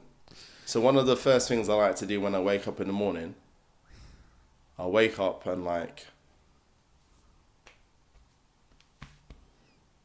I'm alive. Thank you, universe. Thank you, God. Thank you, whoever. Counting my blessings down it. So it's like, wow, I'm just grateful that I've woken up in a bed. There's people in this world that woke up underneath some shop. Yeah, man. Do you feel like gratitude's an important sort of almost starter emotion in the day. Definitely. And that's something that I actually have now. I have a gratitude diary, which I started doing just over a year now, innit? So just every day, like at the end of the day, I would just count my blessings now, innit? Just like, and it may seem like the smallest thing to like some people, but it's not. It's that small, because the thing is, when you count your blessings now, you just kind of realize how blessed you really are. Because people are very good at counting what's going wrong in their life. Oh, the job. Oh, couldn't afford to get a new laptop. I didn't get any likes on my Instagram post. And this, that, and the other, and this. Yeah. We're very good at counting things that aren't going wrong, but that we're not very good at the simple arithmetic of counting our blessings now. Yeah. It's very simple now, because when simple arithmetic, I like that. Yeah. It's another quote as well, but I can't remember who it's from again. But yeah, just gratitude now. It's just smaller things like, okay, I'm grateful that I was able to, walk up the road. Yeah. I'm grateful. Because sometimes it can be the smallest thing now. Because as I say, like I try and bring that state of meditation and gratitude throughout the day. So sometimes I may be walking and I'm feeling tired, but then I'm seeing someone getting pushed in a wheelchair. Yeah. Gosh, I'm like complaining about like being tired now, but then like that person can't even walk, for example. If I've just had a workout, I'm grateful that I had the health and strength to actually work out. I've become grateful, like for example, if an job opportunities like come my way now, or I've been booked for a job now, I'm grateful for that. When a casting director hasn't picked me for a particular role in a campaign, for example, Yeah. I'm grateful for that. Grateful for like almost like rejection, things like that as well. Oh yeah, because I'm grateful that they considered me. Wow. Yeah. The fact that they considered me and actually thought, well, then I just know, okay, well, there must be something better around the corner. But I'm grateful for that opportunity that was given to me to be even chosen. Mm-hmm. For them to make a decision to say yes or no to me. Yeah. So you also have a belief there, for example, that things are going to get better. You've got a positive, optimistic mind frame. The thing is now, things will always get better if you, I'm going to use that same, when you fill your time and you put your time and energy into the things that you're passionate about. When you're filling your day with high priority actions now, you're just thinking, okay, because at the end of the day, what you sow is what you reap in life. Yeah, man. We're all gardeners. Yeah. So it's not like I'm not one of those people that wills things into existence, because I believe in, and this is Napoleon Hill as well, you have to be a active believer. Yeah, I'm actually paraphrasing it. He put it in a different way now, but it's like it's almost like there's another verse in the Bible that says, faith without works is dead. Yeah, you need action and faith. Action and faith now. So when you put those two things together, manifestations. Beautiful. What is faith to you? Is it like is it an energy? Is it a mind state? Or is it both? How would you define a faith? Definitely, your faith has to be in action. But I would define faith as believing in something that you cannot see right now, but you believe it in your heart. So it all is that connection now, because like the thing is now, like I saw myself as being free from asthma before it actually manifested. In your mind? Yeah, in my mind now. So I pictured myself thinking, okay, if I'm consistent with this running, if I am consistent with the right diet that I'm putting inside of me, if I'm consistent enough now, I'm going to get better. So it's almost like visualizing and then understanding that, okay, if I stay consistent with it. It's not going to happen overnight, but if I stay consistent, I'm going to get stronger. I'm going to get stronger. I'm going to get stronger. So I had to then picture it and then put my faith into action. Yeah. Still, faith sounds like such like a intangible, ungraspable thing. And yeah, I know a lot of people struggle with faith, and because they can't see it. And I actually think it's like one of the negative byproducts of the of science in a way, and because when religion died in the mainstream, when people's lives were really bad, at least they had faith to like get them through. Now people's lives are like generally much better. You don't have to believe in God to have a relatively comfortable existence in a lot of places in the world. But like it feels like people have then forgotten about faith in a way, and in the belief in themselves, and in the optimism of opportunity, and like the disappearance of like the more magical in a way, because that's what it is, isn't it? If you can't see something, it doesn't exist yet. But it does exist in the mind, like it is. There is a life of that, of whatever it is in the mind. That's actually quite magical. That's actually, yeah, I think that's quite magical. But if you don't have that faith and that belief in that it can be something, I guess life is just much more dull. Yeah, but then you have to then ask yourself the question, where did the faith derive from in the first place? Because again, now, when you live according to the injected values of other people, so when you're told you must believe this and believe that now, it's very hard to kind of maintain faith in that. Okay, so sometimes the belief and the faith is being forced down people's throats. Yeah, or it's been injected in that person, injected in that person from a young age now, isn't it? So, like, for example, like, okay, Father Christmas, Santa Claus is real. He's real. He's real. He's real. And like, you know, kids are led to believe now, okay, yeah, if I'm good now, then okay, I'm going to get presents and stuff. And then it's obviously, once you get to a certain age and you realize, obviously, okay, it's not real at all. But then it's, you know, sometimes some people's faith can be sometimes their superstition. Because when I think about... Oh, yeah, no, I was just on that. I was going to ask you that. Yeah. Oh, you were? Okay, cool. Just quickly before we go into it, can we also look at what you said? Is it a case of almost when people are making stuff up like Santa, etc., is it almost like perverting faith in a way? Like you like misusing faith, or like just like teaching faith in the wrong way? But it just really shows that, again, people are not sometimes... Because people just want things microwave now, innit? Instead of like, they're told stuff now, and then, okay, yeah, well, because that person told me, okay, I've got to believe it now, innit? But then there should be a part of you that wants to obviously do research for yourself. Yeah, you have to have like an independent faculty that that processes everything. Yeah, definitely, because, okay, when I began to... I was told certain things, obviously, like, for example, me looking into like health and fitness or whatever.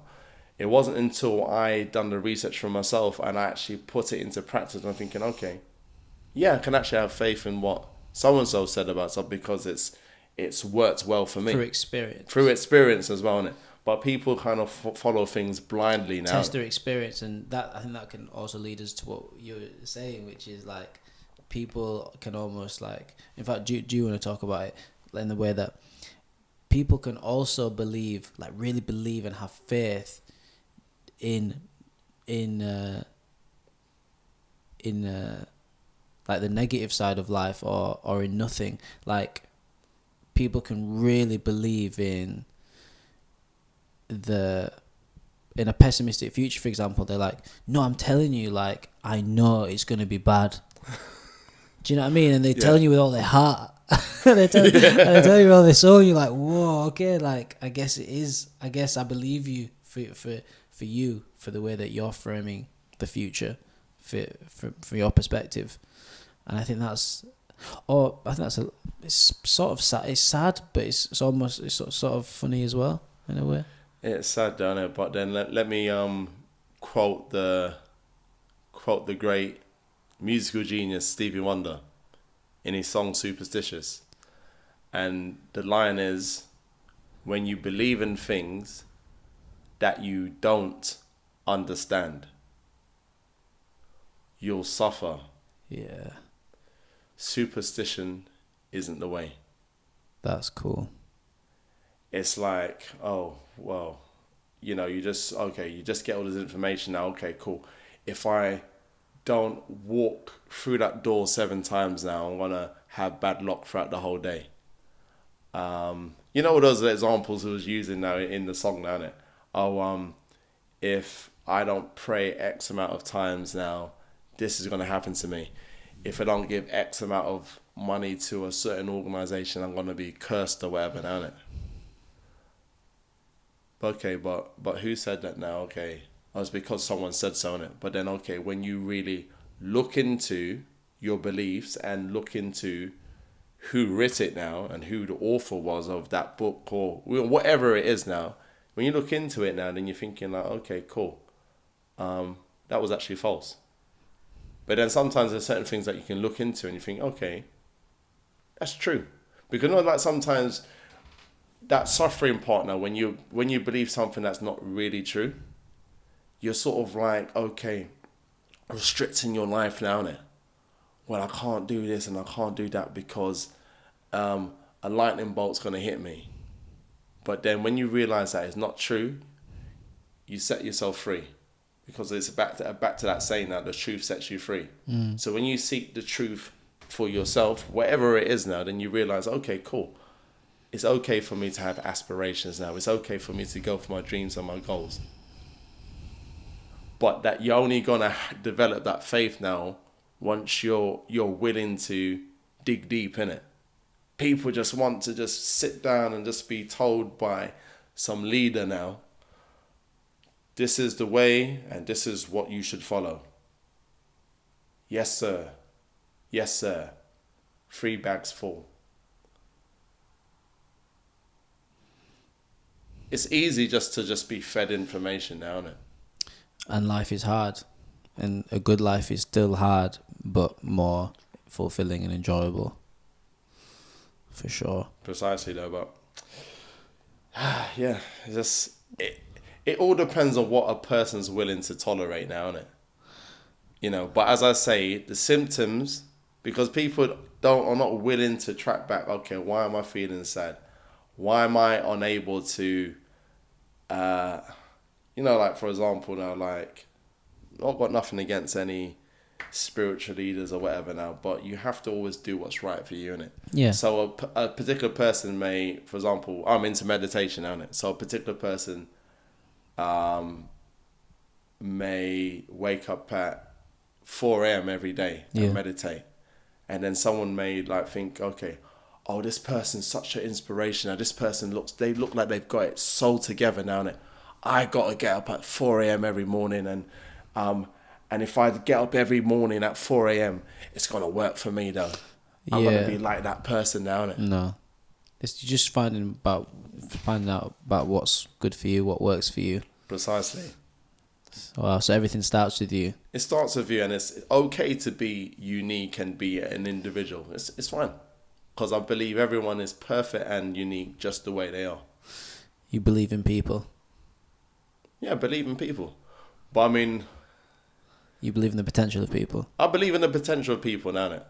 So the thing is now, it's like, but then the thing is what I've learned, because throughout the years, I've always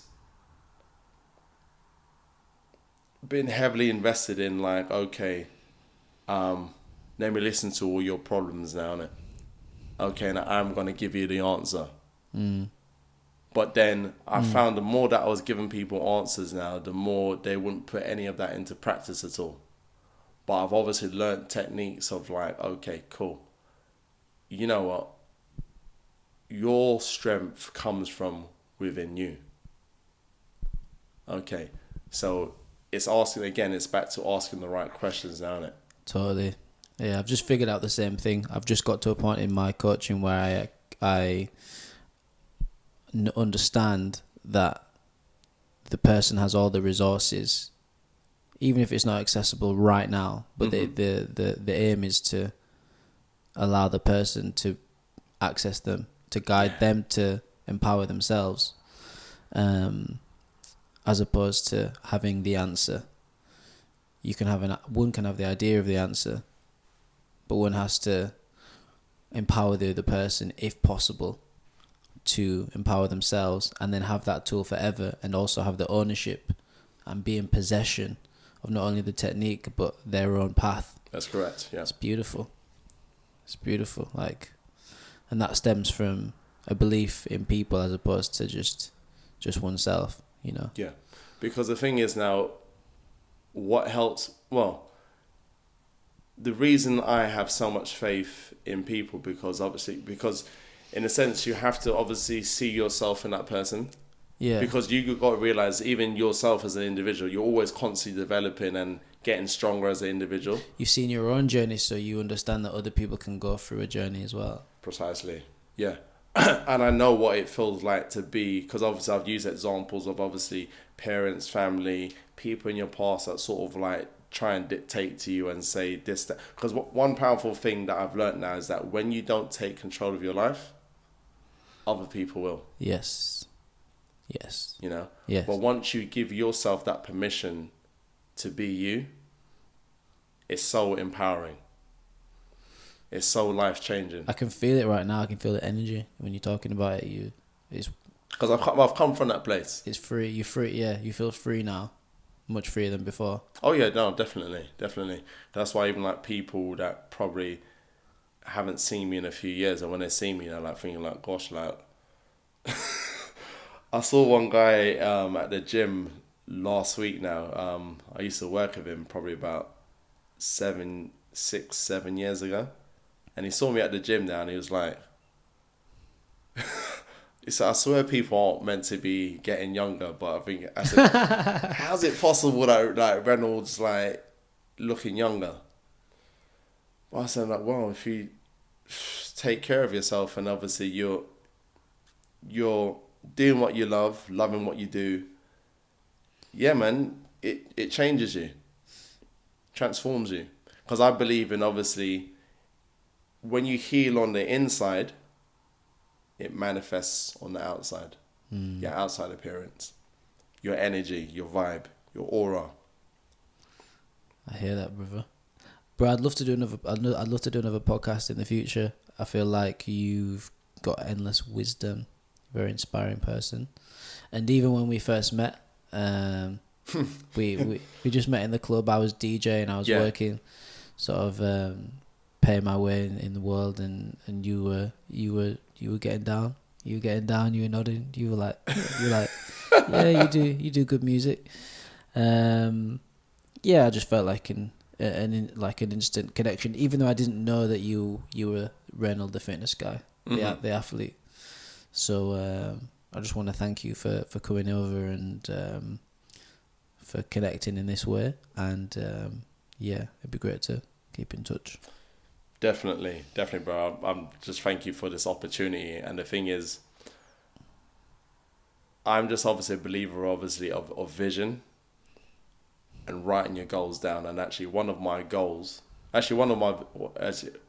vision was now that my health and fitness journey will lead me to be interviewed by people. People want to know who this guy is now, who this young man is now, isn't it?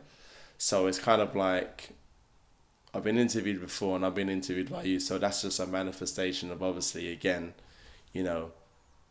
of what the faith I had in where I was going to be in life now, innit? So this is a direct example of a direct example. Obviously, this is something I've written down, and I constantly read my goals. I constantly read my vision, and like it's coming into manifestation. But then it's coming into manifestation by me being proactive, not just like okay, you know, just waking up and just waiting on, you know, things just to fall on my lap at all. But it's me filling my day with high priority actions, and my high priority actions of being a person who is just open to all people now. So whether I'm in a restaurant or in a club or Yeah. wherever I am now, even sometimes even being on public transport as well. Sometimes I have people just talking to me. But even again, you seeing me where you see me in that club where you were DJing now, innit?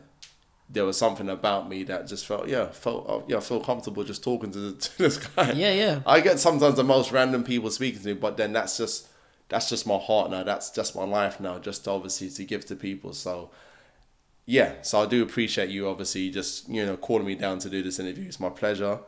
And Where can people find you? where can people find me? At the moment, people can just find me on Instagram. So my Instagram handle is at Bukky Sky. At the moment, I'm sort of like trying to develop a website. So it's just mainly like Instagram and yeah, at Bukky Sky. So, Yeah. you know, if you ever visit my page, hit me with a DM if you want, I don't know, coaching sessions at all, any sessions with me at all, I'm available. Yeah, man, you definitely go check out Renal Fitness. It inspires me on my fitness quest. I still need to get into calisthenics. It's just so horrible. I need to write down all the benefits of doing That's it in order to be inspired enough to do it, and not just do the stuff that comes more easily to me. So much respect. Oh, yeah, oh, yeah.